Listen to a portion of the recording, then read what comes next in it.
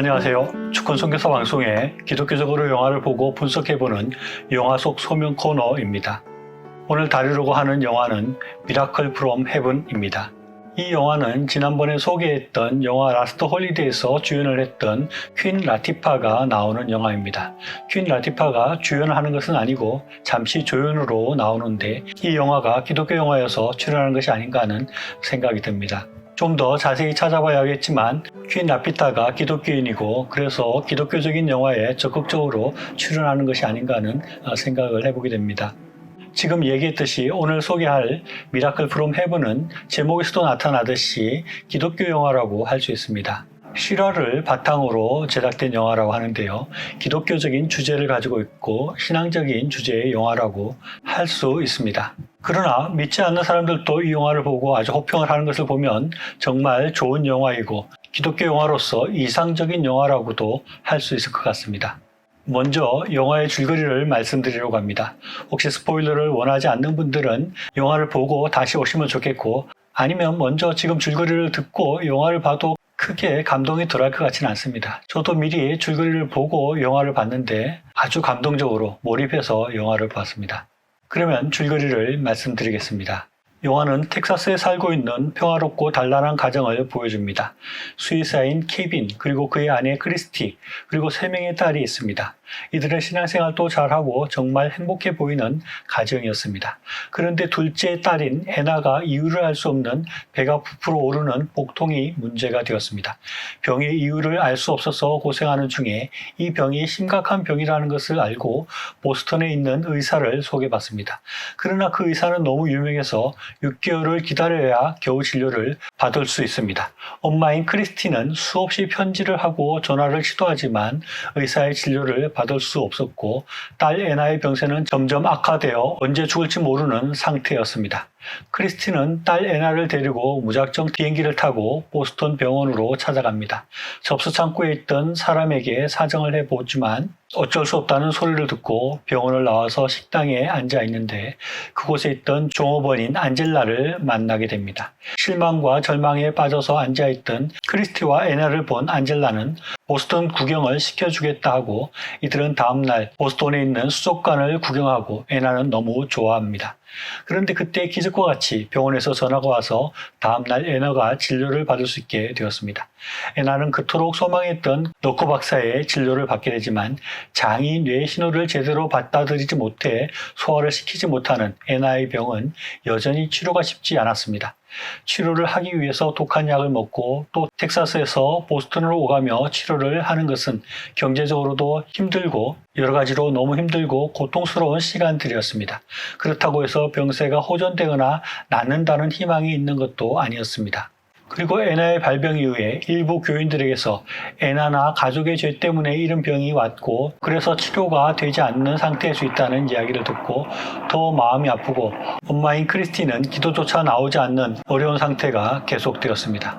그러던 중 애나가 언니와 함께 집 앞에 있던 아주 큰 고목 위로 올라가게 됩니다. 너무 의기소침해하는 동생에게 예전처럼 나무에 올라가서 동생의 마음을 풀어주고 위로해주려는 의도였습니다. 그런데 애나는 속이 비어있던 나무 속으로 떨어져서 9m 아래에서 의식을 잃는 사고를 당하게 됩니다. 경찰과 소방서에서 구조하러 오게 되고 또 방송국에서 생중계하는 중에 다행히 애나는 무사히 구조되게 됩니다. 그런데 아주 신기한 기적과 같은 일이 일어납니다. 애나는 9m 아래로 떨어졌는데 가벼운 찰가상 외에는 아무런 이상이 없었습니다. 그리고 그 일 후에 이상하게 애나에 불렀던 배가 가라앉기 시작을 했습니다. 그리고 애나를 괴롭히던 통증들도 사라졌습니다. 애나의 주치인 너코 박사는 나무에서 떨어지면서 머리에 충격을 받은 것이 작용했을 수 있겠다고 말하고 멈춰있던 장이 제 기능을 할 수 있게 되었다는 말을 합니다. 그리고 애나는 자신이 나무에서 떨어져서 의식을 잃었을 때 천국에 갔었다는 얘기와 하나님과의 대화 그리고 깨어난 뒤에 병이 낫게 될 것이라는 얘기를 들었다는 체험을 엄마 아빠에게 말을 합니다. 그리고 이 모든 이야기들을 크리스티가 교회에서 간증하고 이제까지 겪었던 일들 중에 하나님이 하신 일들과 많은 이웃들의 도움이 있었던 것을 정리해서 말하는 것으로 이 영화가 끝이 납니다. 이 영화의 평은 아주 좋은 것 같습니다. 그리고 보고 난 분들이 많은 감명을 받았다고 하고 저 역시도 아주 큰 감동을 받은 영화입니다. 저희 코너가 기독교적으로 영화를 보고 소명의 관점으로 영화를 해석해 보려는 것인데 이 영화는 그런 것이 특별히 필요 없다는 생각이 듭니다. 왜냐하면 이 영화 자체가 아주 기독교적이기 때문에 굳이 기독교적으로 볼 필요가 없기 때문입니다. 그리고 영화에서 소명에 관한 이야기도 하고 있기 때문입니다. 그래서 저는 그냥 한번 보시라는 얘기를 하고 싶습니다. 영화를 보면 우리가 더 기독교 신앙에 대해서 생각하게 되고 또 우리의 소명에 대해서도 많은 것을 생각할 수 있을 것입니다. 그럼에도 불구하고 반복이 되더라도 다시 한번 말씀드리고 싶은 것이 있는데요. 그것은 영화에서 마지막 부분에 크리스티가 간증한 내용, 즉 인생의 모든 것은 기적이다. 모든 사람의 도움으로 기적이 일어났다 하는 것입니다.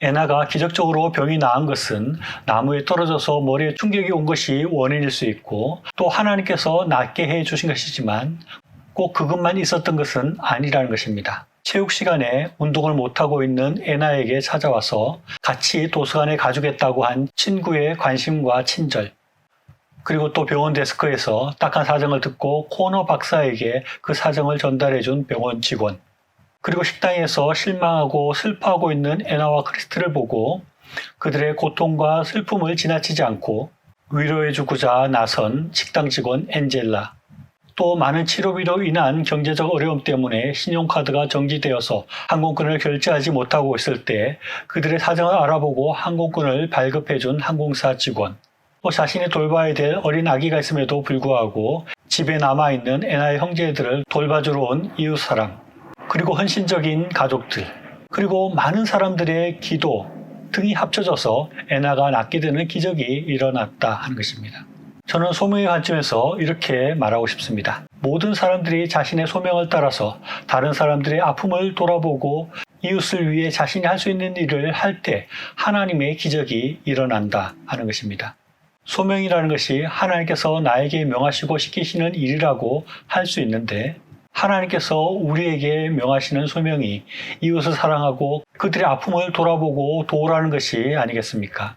우리가 이런 소명에 충실한 삶을 살고 이웃을 돌아보게 될 때 애나의 기적과 같은 일이 우리 주변에서도 일어날 수 있다는 것입니다. 영화 자체도 아주 감동적이지만 이 영화의 내용이 실화를 바탕으로 하고 있고 지금도 그 실제 인물들이 그 일을 많은 곳에서 간증하고 있습니다. 이것은 그냥 아름다운 영화의 한 이야기가 아니라 실제 우리 주변에서 일어날 수 있는 일이라는 것이고 그래서 더 크게 우리에게 도전하고 있는 부분이 있는 것 같습니다. 애나가 천국에 갔다 왔다든지 그곳에서 하나님의 음성을 들었다는 것이 중요한 것이 아니라 애나의 기적에 하나님과 함께 많은 사람의 도움이 함께했다는 것이 중요한 것 같습니다. 그리고 이렇게 영화로서 이것이 말해주고 있다는 것이 너무 대단하고 너무 좋은 것 같습니다. 영화가 말하고 있고 제가 꼭 말씀드리고 싶은 것은 우리가 우리의 소명을 생각하고 우리가 이웃을 도우려는 마음이 있을 때 우리 가운데서도 기적이 일어나게 되고 우리가 진짜 이웃을 도와줄 수 있게 되어서 우리가 이웃의 눈에 눈물을 씻어줄 수 있고 그들의 고통을, 그들의 아픔을 덜어주고 치료해 줄 수 있다 하는 것입니다. 시청해 주셔서 감사합니다.